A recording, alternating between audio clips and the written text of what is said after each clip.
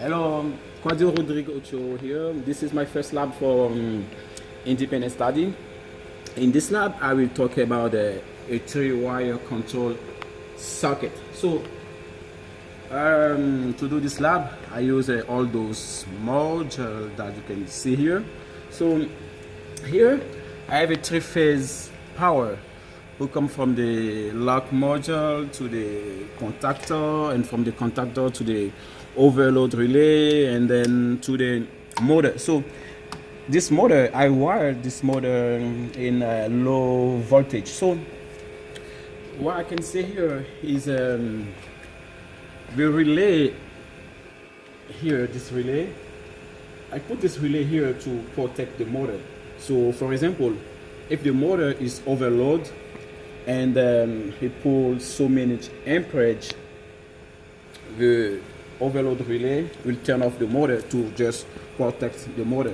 So what I can say again is 208 volt come from here, L1 and L2, and step down to 120 volt, and then goes to the emergency stop right here, and from the emergency stop goes to the regular stop and start button.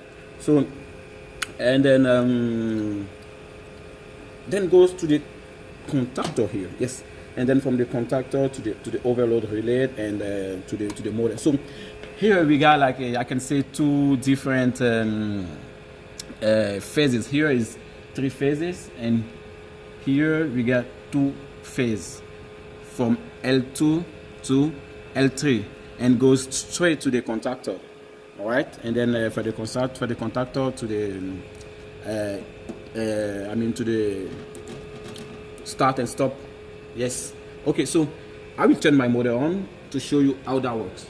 Okay, let's see, everything is okay. Yes, and then I turn the motor on. So the motor is running. So as I told you, as I said, this motor, I make this wire in low voltage, as you can see here in the schematic or the diagram here on the motor. Yes, here, yes, the low voltage.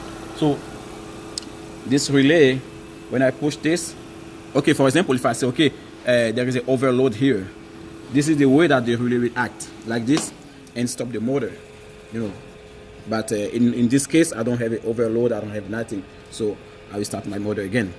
All right, I put the stop button to stop it,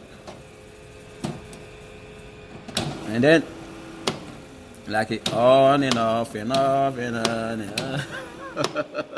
All right, thank you, Rodrigo Tio.